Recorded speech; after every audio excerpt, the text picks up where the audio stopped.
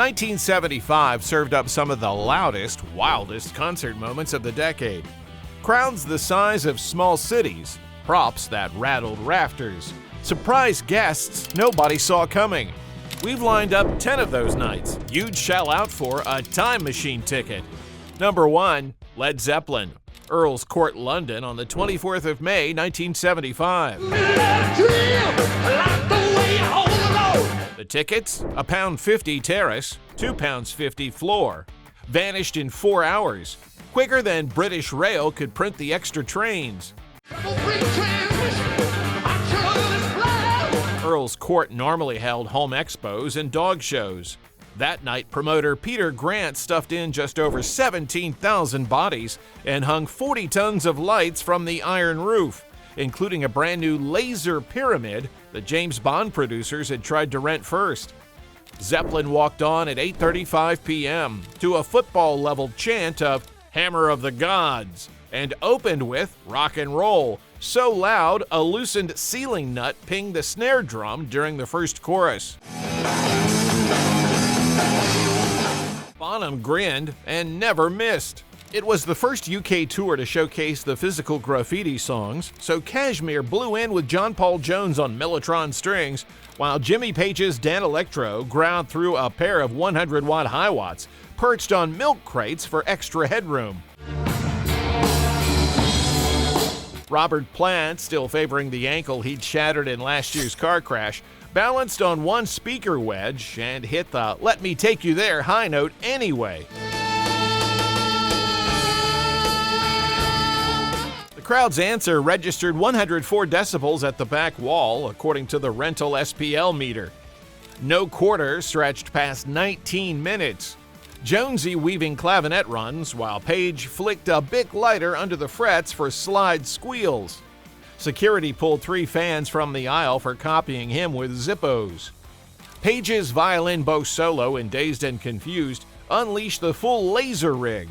Green beams bounced off his chrome bow, ricocheted across the balcony, and tagged a mirror ball so hard the ushers thought the roof had cracked. When the band hit the Stairway to Heaven coda, Plant switched lyrics. Who is the man that led me to this place? Dear people, and the floor responded with an a cappella roar that drowned the PA. 2 encores followed, Whole Lotta Love into Black Dog, then a spontaneous heartbreaker when the house lights came on and nobody left. The final guitar chord shook plaster dust loose. The venue billed Atlantic Records £92 for cleanup.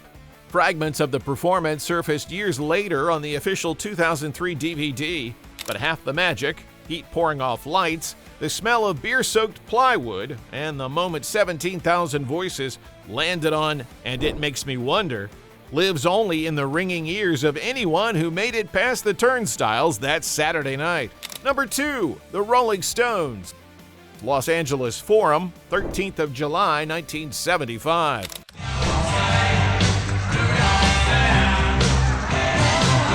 Ticket windows opened 2 months earlier at 9 a.m. The first fan in line at Sears Santa Monica had camped out 41 hours for a $12.50 floor seat, and a shot at the Toda 75 cloth patch sold for an extra $1. Once inside the Forum, you saw the reason for the price jump: a 60-foot Lotus stage that opened on hydraulic pedals, each packed with mirrored tiles and strobes. At 8:45, the House PA blasted Copeland's "Fanfare for the Common Man." The pedals peeled back, and Mick Jagger bounced out in a green sequin catsuit, already dripping sweat. Hardly a surprise, the Forum's cooling tower quit that afternoon, and the bowl was running 95 degrees Fahrenheit at showtime. They hit Honky Tonk Women, If You Can't Rock Me, Get Off My Cloud, and the just-released Cherry O Baby. Keith flipping between a sunburst Tella and the black custom he called Macabre. They tried to rap with Jumpin' Jack Flash, but Keith cranked into Rip This Joint under full house lights, ushers scrambling to keep the crowd off the stage lip. Final tally, 19,000 tickets sold, 1,800 pounds of confetti swept, 2 broken seats, and 1 roller skate recovered near Charlie Watts' riser. Nobody ever claimed it. Number 3, Pink Floyd, Ivor Wynne Stadium, Hamilton, Ontario, 28th of June, 1975.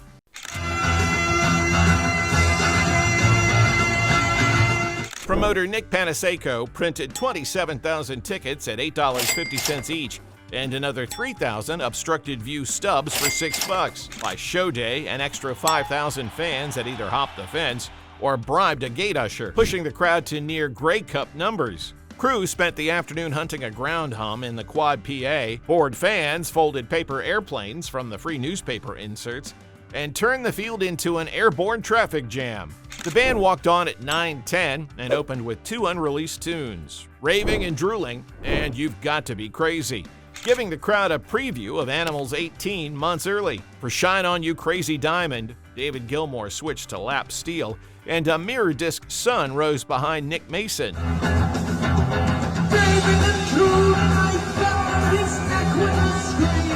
Throwing silver shards across upper deck seats. A radio-controlled foam biplane loaded with flash powder buzzed the scoreboard and crashed into a plywood wall, tossing a mushroom of smoke so big the Hamilton Fire Department rolled a truck just in case. After a 20-minute break, enough time for the Molson booth to run dry, Floyd played The Dark Side of the Moon front to back. 4 speaker towers, one at each corner of the pitch, spun the cash register loop in Money around the stadium so cleanly, fans in the West stands turned in circles chasing it. Us and Them put 25,000 lighters in the air. The glow spilled over the walls and stopped traffic on Balsam Avenue for the length of a sax solo.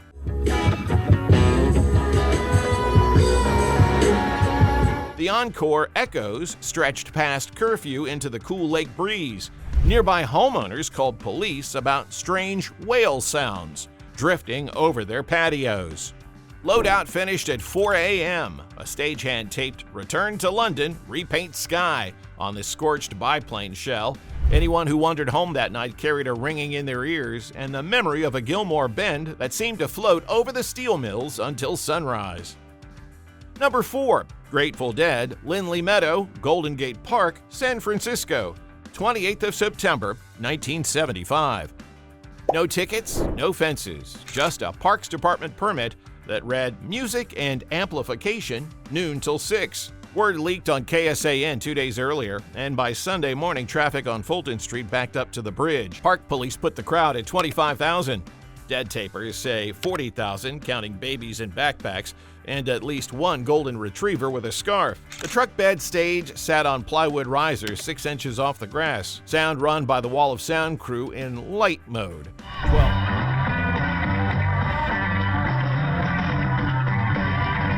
The band eased in with Help on the Way, Slipknot, Franklin's Tower, their first public set in 4 months. Garcia smiling wide behind mirrored aviators he'd bought that morning at an Army-Navy store on Hates. Wind off the Pacific kept blowing lyric sheets off Phil Lesh's stand.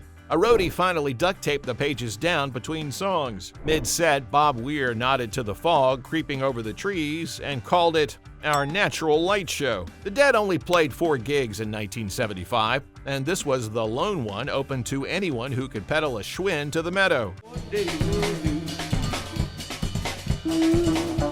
They dug deep. Crazy Fingers. The music never stopped. A 16-minute Eyes of the World that had joggers on JFK Drive stopping mid-stride.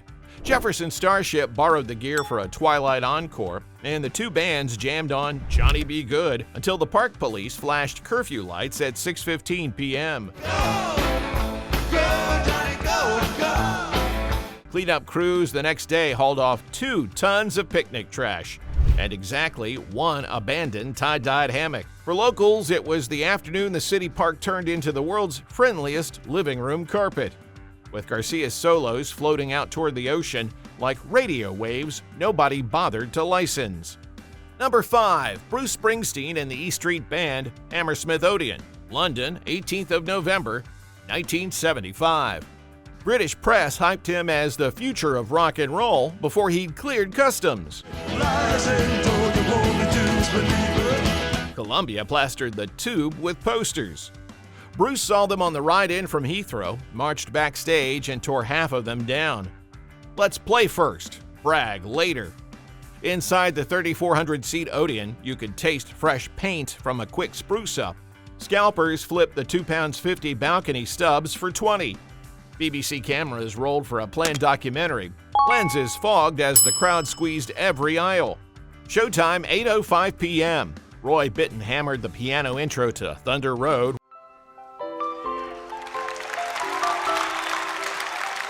while Bruce, in leather jacket and newsboy cap, leaned into the mic like it owed him money. 10th Avenue Freeze-Out cracked the place open.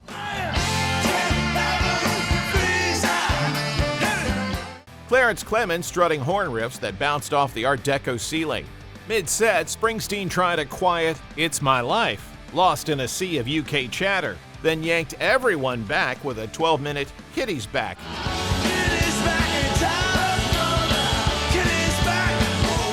Where guitarist Miami Steve mimed lifting the roof 2 inches at every key change. Bruce crowd-walked during Spirit in the Night, stepping into folded theater seats without spilling his beer. After the main set, house lights blinked, but no one budged. 3 encores followed. 2:45 stretched to past midnight. Ushers giving up on the last tube schedule. The BBC shelved most of the footage until 2005. Lucky bootleggers traded hissy cassettes for decades. What the tape can't show? The moment a half-full Odeon balcony started shaking in time with Max Weinberg's kick drum, and every London kid in a denim jacket suddenly believed a band from New Jersey had turned their music hall into a boardwalk bar at closing time. Number 6. The Who, Pontiac Silverdome, Michigan, the 6th of December, 1975. The brand new Silverdome still smelled of fresh concrete when The Who rolled in on 26 semi-trailers.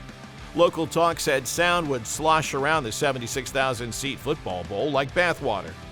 Bob Pridden countered with a 40-stack PA aimed in 4 directions and a 3-second fireworks cue to kick Substitute through the echo. The opener? An NFL-sized roar.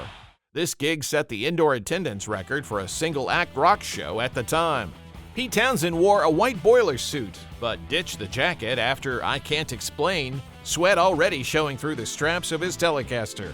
Roger Daltrey swung the mic in 50-foot arcs, occasionally clipping the overhead camera cable, set up for closed-circuit screens at the 40-yard line. Keith Moon, nursing a bruised foot from a hotel mishap, still leapt into his kit during Won't Get Fooled Again.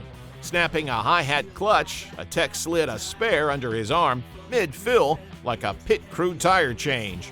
The band previewed 3 fresh cuts: Slip Kid, Dreaming from the Waist, and Squeeze Box, telling Detroit they'd hear them on The Who by numbers, if we ever finish paying the studio bill. At the close, Townsend hauled the Gibson Les Paul Deluxe over his head, paused, then set it gently on a stand, grinned at the stunned crowd, and walked off with both amps still buzzing. Cleanup crews later found 38 broken chairs, 2 lost crutches, and 1 sign reading, "Keith for President," wedged under the 50-yard line chalk. Number 7. Queen, Hammersmith Odeon, London, 24th of December, 1975. Christmas Eve, fog on the Thames, and a queue snaked past the Odeon long enough for locals to sell tea out of thermos flasks. BBC cameras were inside, wiring the house feed to Old Grey Whistle Test. First time many UK viewers watched a rock concert live over turkey leftovers. Queen hit at 10:45 p.m. Freddie Mercury strode out in a white satin jumpsuit trimmed with green sequins, launched the operatic midsection of Bohemian Rhapsody on tape, then stepped to the piano to hammer the rock coda live, just 6 weeks after the single topped UK charts. Brian May's Red Special ran through AC-30s hidden behind Christmas-wrapped speaker boxes. Every power cord set the draped stage lights twinkling like ornaments. Mid-show, Freddie shouted, "Think you can make it to the last tube?" and barreled into a medley. Killer Queen, March of the Black Queen, straight into Bring Back That Leroy Brown with Roger Taylor on high falsetto, that cracked a security guard's grin. For Now I'm Here, May and Mercury ran opposite wings, trading call and response so tight TV viewers could see the camera ops swiveling in panic. Encore 1, 7 Seas of Rye. Encore 2, a punk fest. See What a Fool I've Been? Final moment, the taped God Save the Queen blasted while Freddie, now shirtless with a tinsel boa, waved a gnarled Union Jack he'd grabbed from the pit. The BBC feed faded at midnight. Inside, the band stayed 10 more minutes, tossing mince pies into the stalls.